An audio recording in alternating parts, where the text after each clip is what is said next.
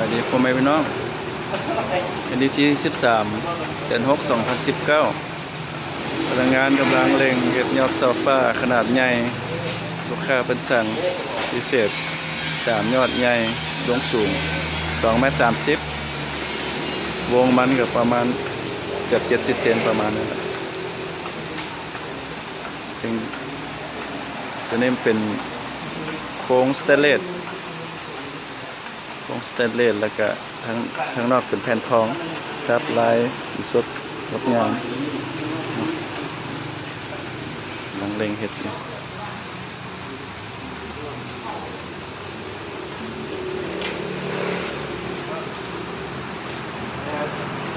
อย่าเขาเข้าไปอีก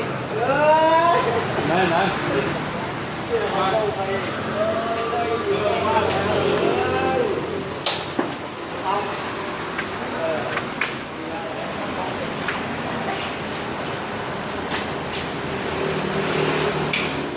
มี13 รายการนาเวียกยูฮั่นเวียกสร้างซ่อมแปลงบ้านปลูกเรือนสั่งได้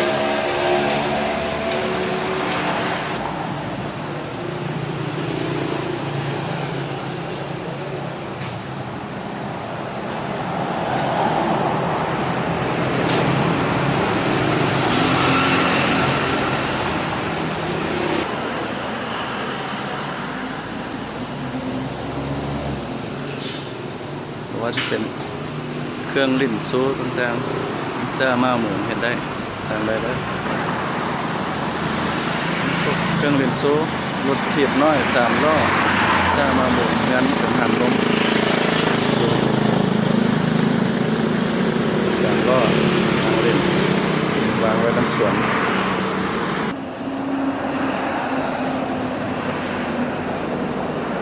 ซ่านั่งเล่นแห้งทานเลือดเอาเองบ่แม่นเฮ็ดแบบคนจีนซะนี่นั่งได้นอนได้แข็งแรงเจอกันเรียกสามบ้านปรุงงานก็มีกิจกรรมครอบครัวสักแห่งการสัก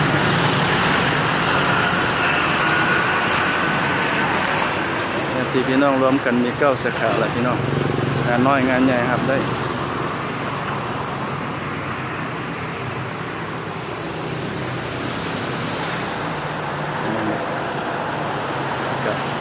ระบบซักแห้งกับซักด้วย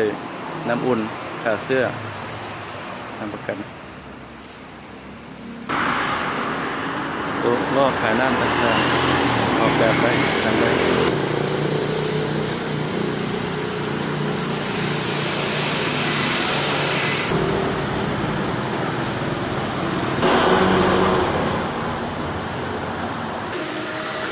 เอาระเบียงบันไดเอาระเบียงเป็นโต๊ะเป็นเล็กก็ได้สแตนเลสเป็นอลูมิเนียมกันขโมยเล็กยังไม่ได้ลงสีลูกค้าครับแล้วก็ลงสีกันเมี่ยงย่างดีแล้วก็ยังลงสีแท้ขามใส่ยอดโซฟาในสร้างเต้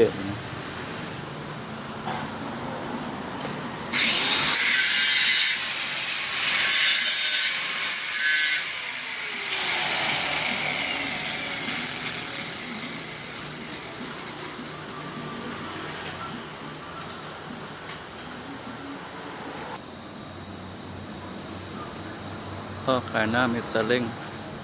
ผู้ต้องการอาชีพเสริม